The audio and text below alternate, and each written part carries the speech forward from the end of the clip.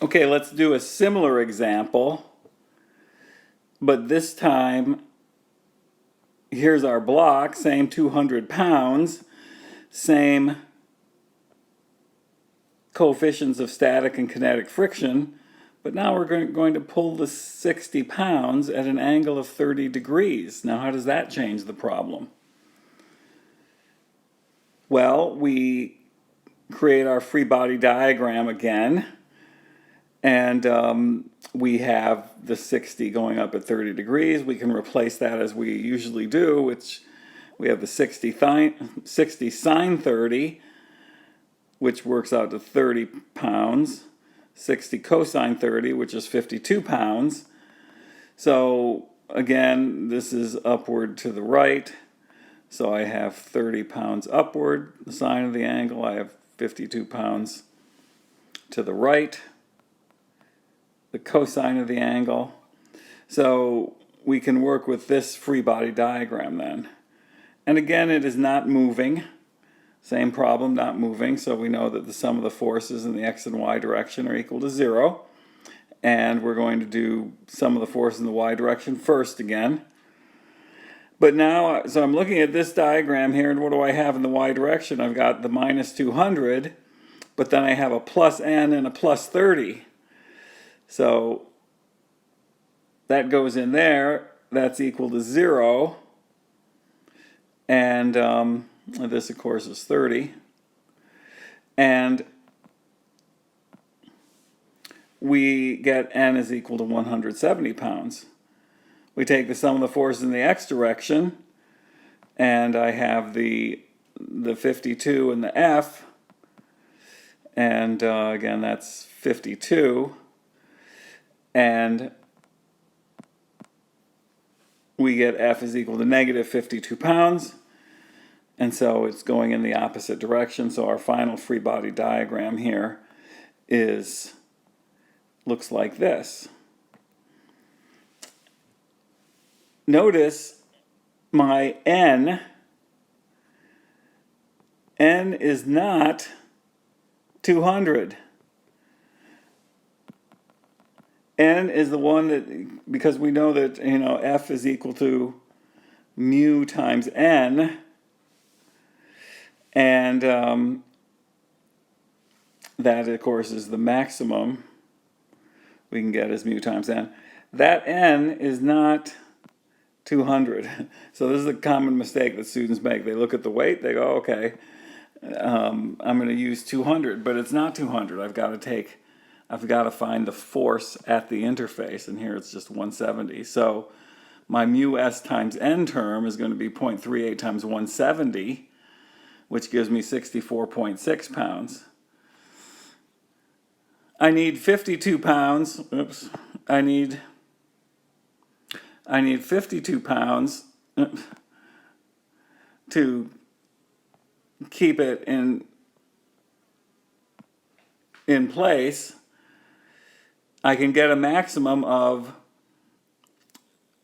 64.6 pounds.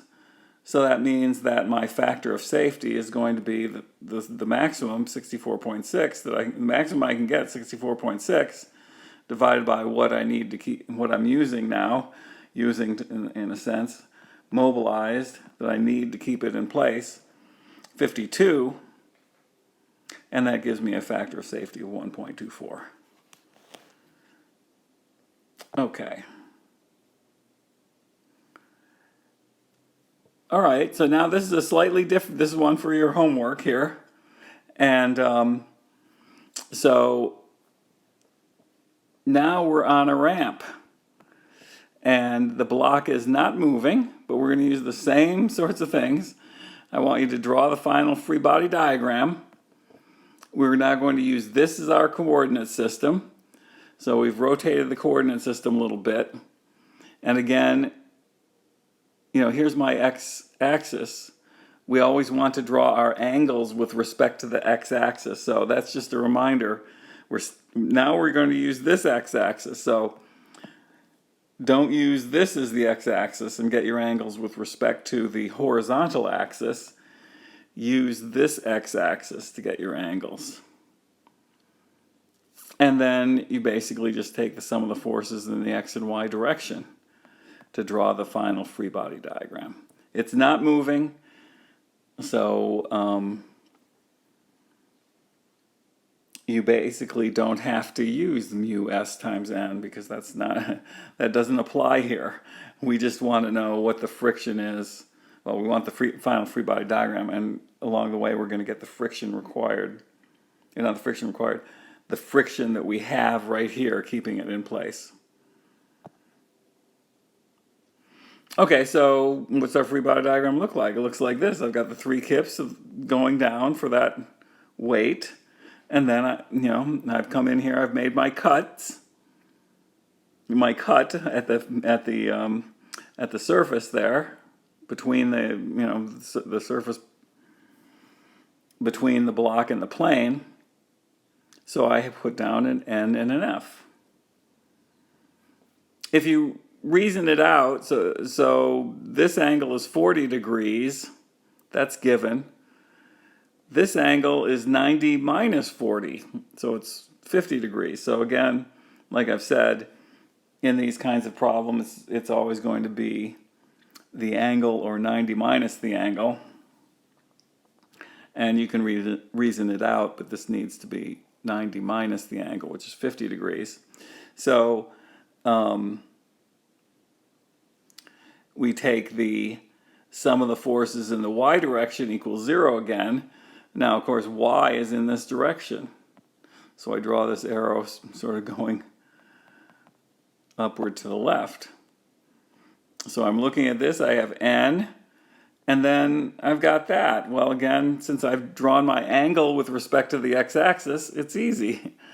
And I use the sine of the angle, so it's going to be minus 3 sine 50. And I solve for n 2.3 kips.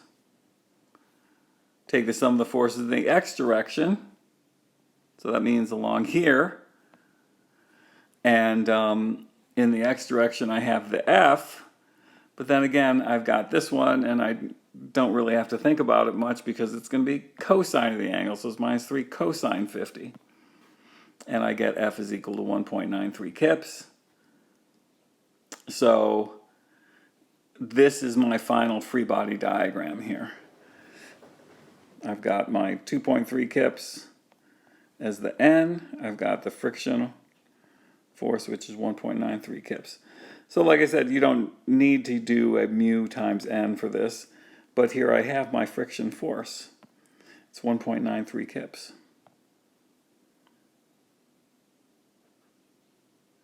Okay, another homework problem. And that is that we're going to have the same geometry and weight. And now I'm saying that the coefficient of static friction between the block and the plane is 0.75. And the question is, does this block slide down the plane? That's the question. And draw the final free body diagram if the coefficient of friction is 0.61. Okay, so give it your best shot. Notice we can use this already. We've already solved for this, so you can begin there, and then so pause the video and solve this problem. Okay, so as we've said, the coefficient of static friction gives the maximum friction. It's the maximum friction that can be generated at the interface between the block and the plane. And the normal force can be used to calculate that maximum friction. So we have already computed the normal force as 2.3, and if my coefficient of static friction is 0.75, that means my maximum friction is going to be 0.75 times 2.3, which is 1.72. Well, what does that mean? Well,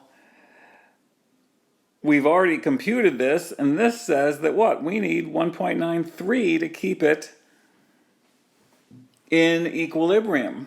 Well, we can't generate 1.93. We can only generate 1.725. So it slides down. Because it slides down, we need to use now the coefficient of kinetic friction, 0.61. And so our kinetic friction is 0.61 times 2.3, which is 1.4. So that is the friction that I get. It's sliding down, I get 1.4 out of it. So this is my final free body diagram. And notice it's not in equilibrium. And this free body diagram is not, I'll emphasize, is not in equilibrium. So what happens? Well, we're going to use sum of the forces equals mass times acceleration now. So it's not the sum of the forces equals 0, sum of the forces equals ma. That is class dynamics, which is what you take next. And what do you analyze? You analyze how fast it will be moving at various times, how long it might take to get to the bottom, and things like that. So it's a different analysis. But you start with this, and that's going to give you all that information. So what you're learning in this class is doing this, the sum of the forces part in a way. And in your next class, you'll do the MA part. Okay, so do this one. Now, we're looking at the problem in a different way, but it's the same problem in a sense. Now my angle is theta. And if our coefficient of static friction is 0.75, we want to know what angle can we have in our plane without it sliding down. So we want you to find theta. What is that theta at which it does not slide? So this is our free body diagram now, and we've got our F max here, put it that way. So I'm helping you out a little bit. This is going to be 90 minus theta, as we said. This is theta, we don't know what that is, but I do know that that's going to be 90 minus theta. Okay, so pause the video here and work with this free body diagram and see if you can get this problem. Okay, so notice my F max is 0.75 times n. And I look at my free body diagram, and what do I see? I see that, again, when I take the sum of the forces in the y direction, again, I use my angle with respect to the x-axis, and it's going to be sine. So it's going to be minus 3 sine 90 minus theta plus n. So we only have this and this. So we use the y component of this one, which is going to be sine of 90 minus theta. Notice that sine of 90 minus theta, of course, is the same as cosine theta. So I can solve for n, and I get that n is equal to 3 cosine theta. I take the sum of the forces in the x direction being 0, and again, I'm looking in this direction here, and so what I have is my F max, and then I've got the horizontal, or the x component of that one, and so it's going to be cosine 90 minus theta minus 3 cosine 90 minus theta. Plus F max because it's going up. Remember, we defined that direction as being positive. And I get that F max is 3 sine theta. In other words, we have F max here because it's sliding. or it's beginning to slide. I shouldn't say it's sliding for the plane. It's just beginning to slide. As it is just beginning to slide, we use the coefficient of static friction. And what do I have here? I now have I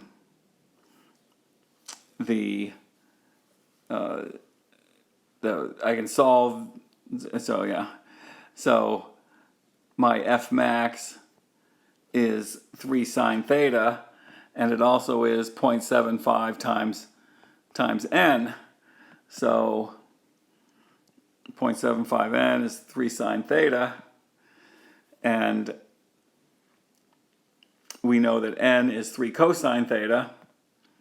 So I put that into, the left side of this equation is that. The right side is 3 sine theta. The 3's cancel out. I have sine over cosine. Sine theta over cosine is equal to 0.75, which means the tangent of theta is 0.75, and so I get that theta is 36.9 degrees.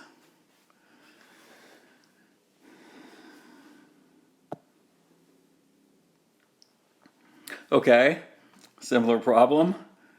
Again, we have theta. That again is 90 minus theta.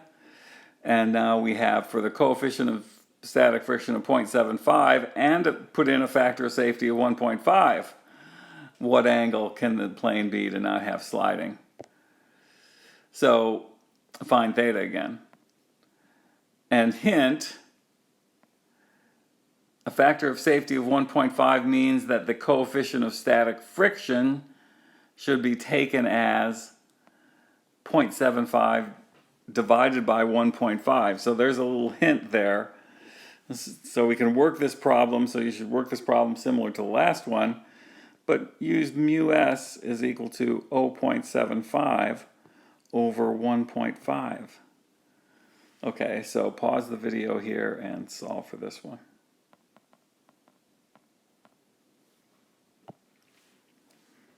Okay, so we take F max is 0.75 over 1.5, so it's 0.5 n, and then we just work the problem the same as we did before. So I have this is the frictional resistance that I'm going to get, or that I want to get, to keep it in equilibrium. And so, I take the sum of the forces in the y direction equals 0. I have the 3 sine of the angle like we did last time, and plus n. So I'm looking at this. Plus n equals 0. N equals 3 cosine theta. And then I take the sum of the forces in the x direction equals 0. And again, going in this direction now. And I have minus 3 cosine 90 minus theta, so whoops. It's that component there. Plus the F max equals 0. I get F max is equal to 3 sine theta. And so I get that F max is going to be the 0.5 n, of course, because now it's 0.5 n because it's 0.75 over the factor of safety. So the 0.5 n is going to be the 3 sine theta. And I solve for theta, and now I get theta is equal to 26.6. So if I want a factor of safety of 1.5, I need to have 26.6 there. We can compare it to the one that did not have any. It was 36.9. So a good bit of reduction in the angle. Okay, I'm going to stop there.